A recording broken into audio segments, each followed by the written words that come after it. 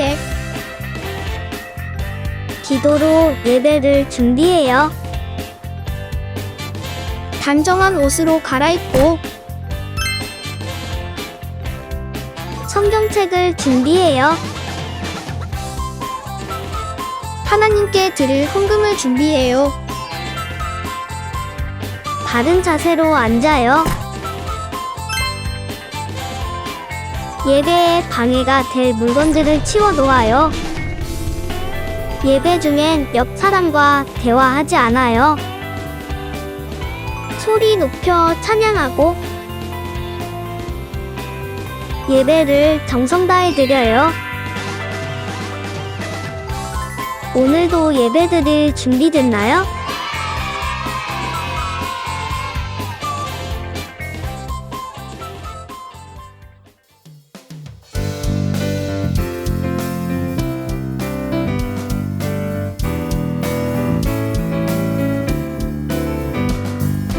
나는 주의 말씀대로 행하는 사람, 나의 손과 발 주의 길을 따라가요. 나는 주의 말씀 위에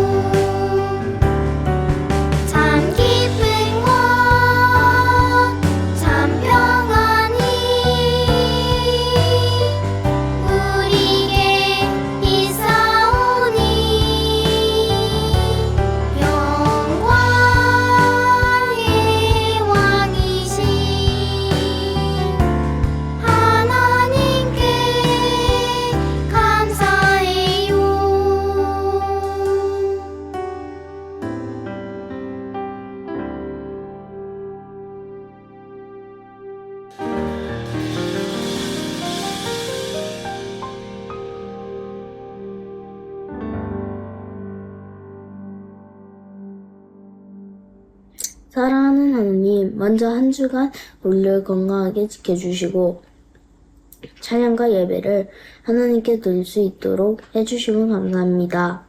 주님, 아파서 예배를 드리지 못하는 친구들이 있습니다. 아픈 친구들을 하나님께서 위로하시고 어루만져 주셔서 같이 하나님께 찬양과 기도를 드릴 수 있게 해주세요. 한 주간 주님과 동행하지 못하고 저희 마음대로 행동했던 것을 회개합니다. 하나님께서 우리와 함께 하심을 믿고 하나님께서 주신 마음에 집중하게 해주세요. 오늘 조철상 전도사님께서 들려주실 하나님의 말씀을 통하여 예수님을 인격으로 만날 수 있게 하시고 말씀으로 하나님을 경험하며 나의 하나님을 입술로 고백하길 원합니다. 한 주간도 주님과 동행하며 감사함으로 즐겁게 생활할 수 있도록 우리를 인도하여 주세요. 예수님의 이름으로 기도드렸습니다. 아멘.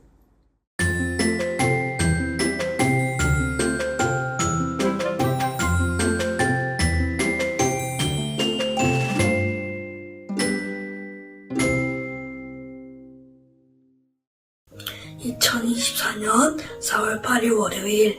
오늘 말씀 핑계를 쓰다 이런 생각이 들었다. 스테반 집사님이 죽을 수도 있는데 담대히 믿음을 가져 죽음의 두려움을 이겨냈다. 스테반은 정말 대단한 것 같다. 스테반은 어떻게 죽음이 눈앞에 있어도 담대할 수 있는 걸까? 궁금하다. 하지만 이유는 단 하나. 성령님이다. 성령님이 내 마음 안에 계시면 담대한 믿음뿐만 아니라 표적과 방언 등등을 할 수 있다. 내 마음 안에 성령이 계신가 대점검하는 시간이 우리에게 필요할 것 같다. 성령 안에서 하나 되는 것, 그게 바로 교회라고 생각한다. 또한 성령님과 함께 있는 우리의 마음도 교회라고 생각한다. 복음과 성령의 공동체가 널리 확장되어 전 세계 사람들이 각자의 삶에서 성령을 구하고 강구하는 모두가 되었으면 좋겠다.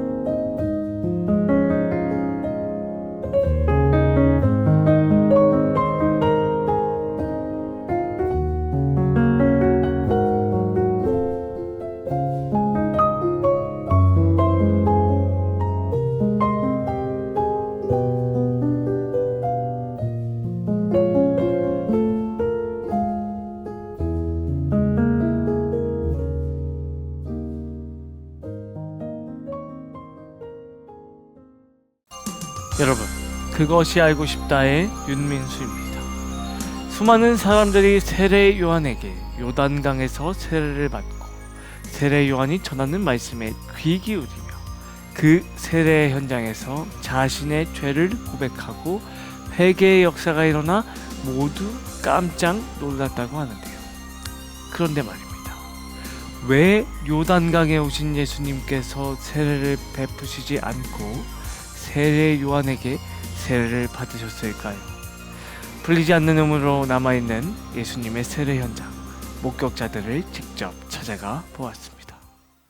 세례 요한에게 세례를 받고 예수님의 세례 현장을 직접 본 목격자로서 왜 예수님이 세례 요한에게 세례를 받으셨는지 감이 짚히는 게 있으신가요? 세례는 죄를 용서받았다는 표시로 자신의 죄를 고백하고 바른 모습으로 살아가겠다고 하나님과 약속을 하는 것입니다. 그래서 저도 세례를 받으면서 저의 그동안의 죄를 고백하고 깊이 회개하며 새로운 모습으로 살아가기로 결단을 하였는데요.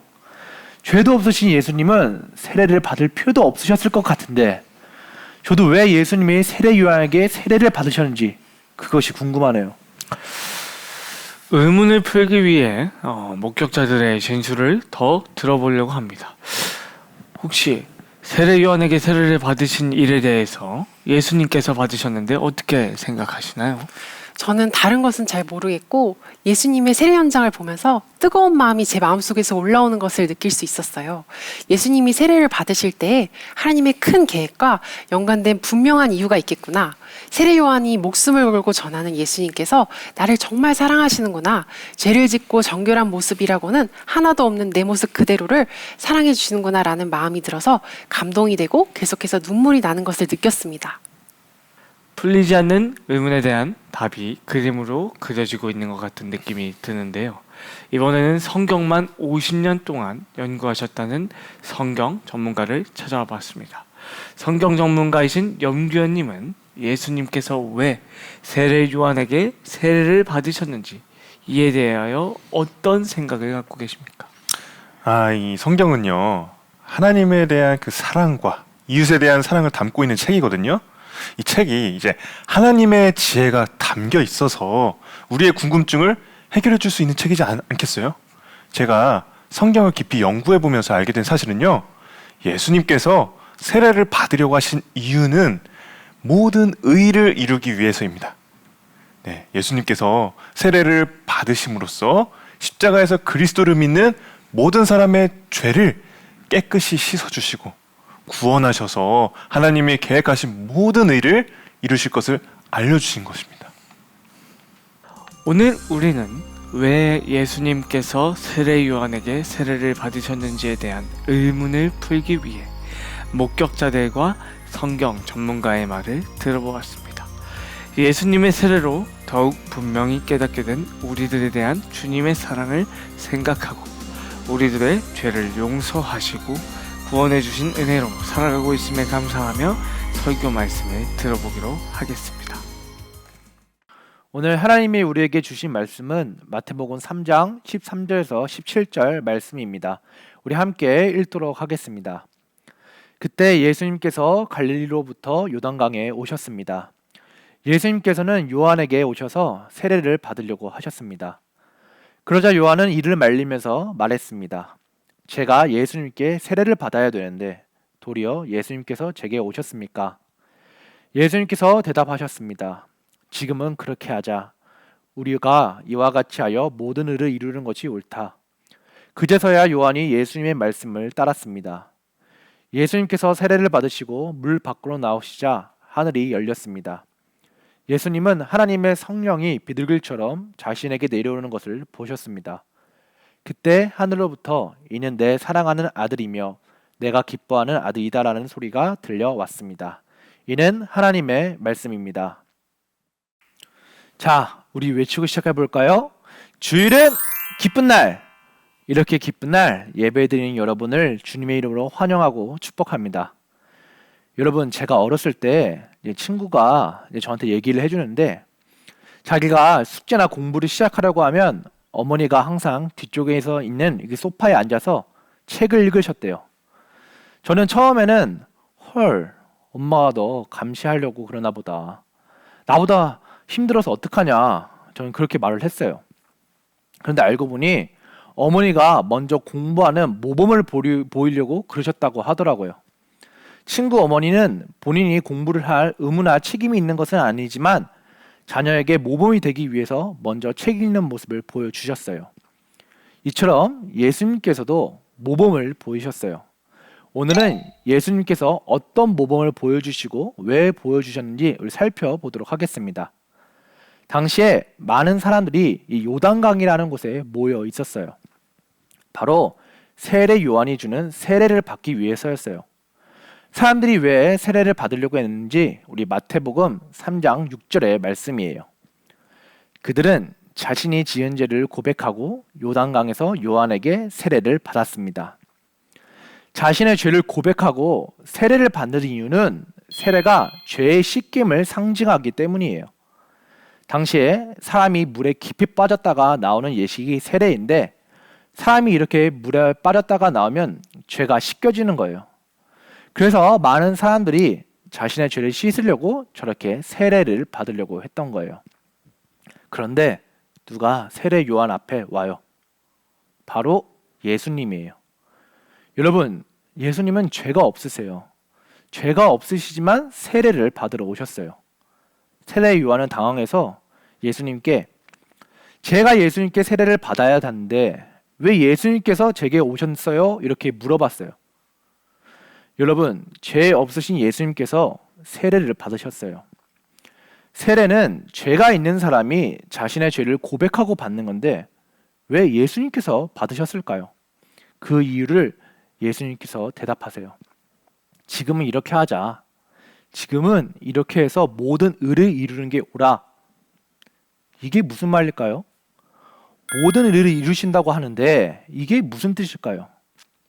모든 의를 이루신다는 것은 우리 죄를 용서받게 하시려는 하나님의 계획을 이룬다는 뜻이에요.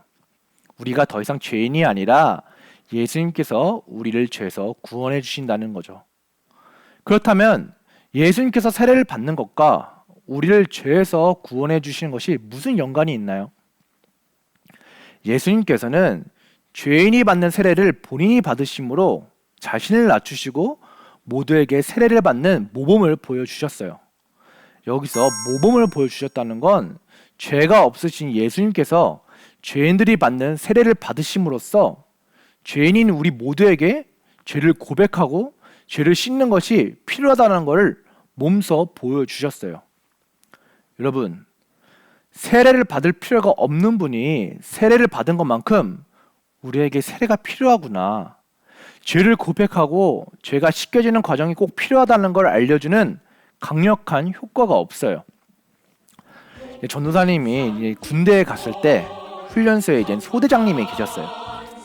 소대장은 한 40에서 50명 정도의 이제 군인을 이제 지휘하는 사람이었어요. 훈련소에서 이제 훈련을 하는데 이제 3km 달리기를 하는 체력 훈련 시간이었어요. 소대장님이 딱 군인들 옆에 서요. 그리고 같이 뛰자고 이제 말씀을 하시면서 달리기 훈련에 참여를 하셨어요. 소대장님은 달리기 훈련에 참여할 의무나 책임이 없지만 우리와 함께 뛰셨어요. 저하고 이제 동료 군인들은 그 모습을 보면서 정말 열심히 뛰었어요. 훈련에 참여하실 이유가 없으신 분이 훈련에 참여하시는 걸 보면서 이 훈련이 정말 우리에게 필요한 훈련이라는 것을 저는 깨닫게 되었죠. 이처럼 우리는 예수님처럼 죄 없는 분이 모범으로 세례를 받으시는 모습을 보면서 죄 많은 우리가 죄를 고백하고 죄를 씻기는 과정이 선택이 아니라 필수라는 것을 알게 되죠. 대신에 세례 요한의 세례는 물이라면 예수님의 세례는 성령이죠. 예수님은 세례를 받으심으로 성령을 통해 우리 모두의 죄를 구원해 주는 분은 하나님의 아들인 바로 나라는 것을 알려주셨어요. 우리 마태복음 3장 17절을 읽도록 하겠습니다. 그때 하늘로부터 이는 내 사랑하는 아들이며 내가 기뻐하는 아들이다라는 소리가 들려왔습니다. 예수님께서 세례를 받으신 이후에 하늘로부터 하나님의 사랑하는 아들이며 기뻐하는 아들이라는 소리가 들려왔대요. 이것은 예수님께서 하나님의 아들이자 우리를 죄로부터 구원할 구원자로서 구속 사역을 시작하시겠다는 선언이에요. 예수님께서 우리의 죄를 대신 지고 십자가 못 박히셔서 죽으심으로 우리를 구원하신 것을 구속이라고 하는데 예수님의 세례는 지금부터 구속 사역을 시작하시겠다는 것을 알리시는 거였어요. 여러분, 우리는 이 사실을 정확히 알아야 돼요. 나의 죄를 씻어주신 분은 예수님이세요. 예수님만이 저와 여러분, 우리 모두의 죄를 씻어줄 수 있는 거예요. 그런데 여기에는 먼저 필요한 조건이 있어요.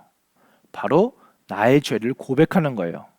나의 죄를 고백하지 않으면 예수님께서 성령으로 죄를 씻겨주시는 성령 세례를 받을 수가 없어요. 우리가 정말 진심으로 나의 죄를 고백할 때 예수님께서 나의 죄를 씻겨주세요. 본인이 죄를 지은 죄인이라고 생각도 안 하는데 죄를 씻겨준다는 건 말이 안 되잖아요. 스스로가 죄인이라고 생각을 했을 때 죄를 씻겨줄 수가 있는 거죠. 이 점을 꼭 기억했으면 좋겠어요. 전도사님은 어렸을 때 엄마 뱃속에서부터 교회를 오래 다니기는 했지만 죄인이라고 진심으로 고백하지 못했어요. 내가 남의 것을 훔치는 것도 아니고 다른 친구들을 때리고 다니는 것도 아니고 도대체 내가 왜 죄인이지? 나는 해봤자 뭐 조금씩 거짓말하고 뭐 남을 미워해봤자 뭐 속으로 남을 미워한 것 정도밖에 없는데 이런 생각이 계속 들었어요. 죄를 무거운 죄와 가벼운 죄로 나누었던 거예요. 여러분, 그런데 제가 사소하게 생각한 것들도 다 죄더라고요. 마음속으로만 친구를 미워하고 남을 깔봤다고 가벼운 죄가 아닌 게 아니었어요. 하나님 앞에는 그냥 다 죄일 뿐이더라고요. 제가 입술로 저의 죄를 고백하고 죄인임을 인정하고 나니까 예수님을 만나게 되더라고요. 여러분, 오직 예수님만 나의 죄를 씻기시고 옳은 사람이라고 불릴 수 있게 해주실 수 있어요. 예수님께서 세례를 받으심으로 우리에게 죄를 고백하고 죄가 씻겨지는 과정이 필요함을 보여주셨어요. 그리고 본인이 우리의 죄를 씻겨주는 하나님의 아들임을 알려주셨어요. 우리는 우리의 죄를 진심으로 예수님께 고백해야 돼요. 오직 그분만이 우리의 죄를 씻길 수 있기 때문이에요. 혹시 아무에게도 말 못할 죄가 있나요? 예수님께 고백하세요. 다음으로 정말 진심으로 용서를 구하세요. 그러면 예수님께서 용서해 주세요. 이 사실을 정말로 믿고 우리의 죄를 씻겨주시는 예수님의 사랑에 감사하는 친구들이 되길 주님의 이름으로 축복합니다.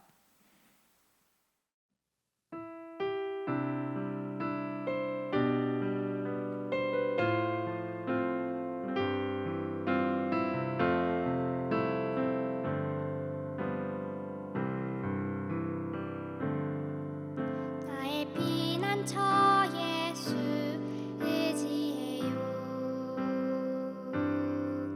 나의 피난처 예수 의지해요.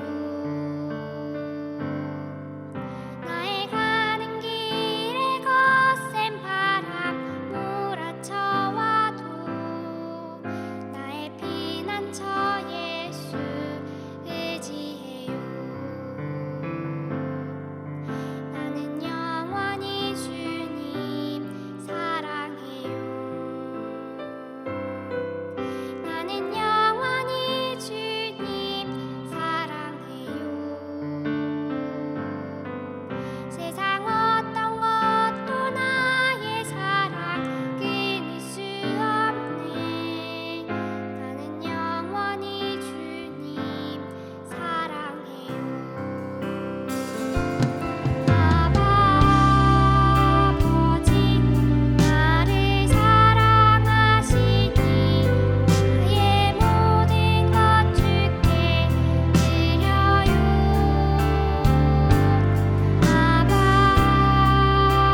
아버지 내가 여기 있으니 주님 영광 위하여 써주세요. 우리 이 시간 함께 기도하도록 하겠습니다. 우리 첫 번째로 기도할 것은 예수님께서 정말로 우리의 죄를 씻어주시는 분임을 정말로 믿으며 살아가게 해주세요. 함께 기도하겠습니다.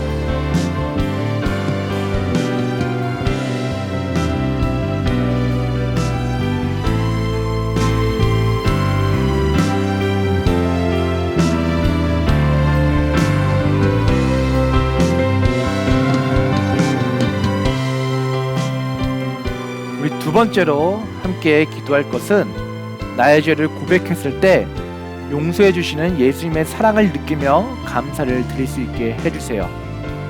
우리 함께 기도하도록 하겠습니다.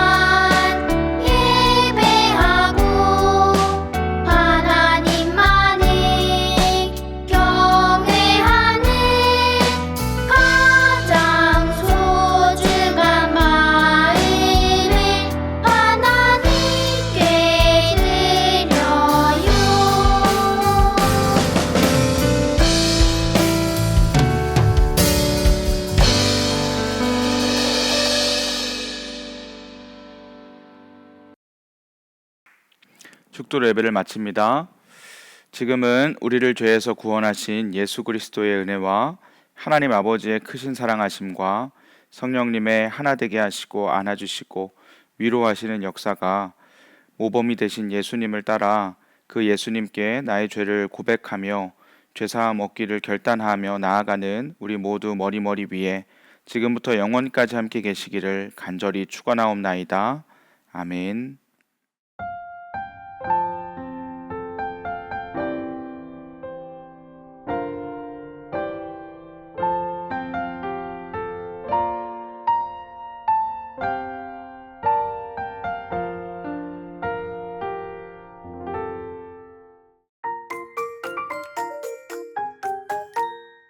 즐거운 말씀송 시간이 돌아왔습니다. 오늘 함께 암송할 말씀은 요한일서 1장 9절의 말씀입니다. 말씀 보여주세요. 자, 함께 읽어볼까요? 만일 우리가 우리 죄를 자백하면 그는 미쁘시고 의로우사 우리 죄를 사하시며 우리를 모든 불의에서 깨끗하게 하실 것이요. 요한일서 1장 9절 말씀. 아멘. 오늘 말씀은 예수님께서 세례를 받으심으로 우리의 죄가 씻겨지는 과정이 필요하고 본인이 우리의 죄를 씻겨주신 분임을 보여주셨어요. 우리는 나의 죄를 씻어주시는 예수님을 믿으며 나의 죄를 고백해야 돼요. 그러면 예수님께서 우리를 깨끗하게 해주세요. 우리 이 사실을 기억하면서 말씀을 다시 한번 외워볼까요? 만일 우리가 우리 죄를 자백하면 그는 미쁘시고 의로우사 우리 죄를 사하시며 우리를 모든 불의에서 깨끗하게 하실 것이요. 요한일서 1장 9절 말씀. 아멘. 여러분들은 똑똑하니까 10초 만에 외울 수 있을 것 같아요. 우리 10초 드리겠습니다. 10, 9, 8, 7, 6, 5, 4, 3, 2, 1, 땡! 만일 우리가 우리 죄를 자백하면 그는 미쁘시고 의로우사 우리 죄를 사하시며 우리를 모든 불의에서 깨끗하게 하실 것이요. 요한일서 1장 9절 말씀. 아멘. 와, 정말 대단해요. 한 주간도 오늘의 말씀을 생각하면서 살아가는 친구들이 되길 원해요. 그럼 안녕.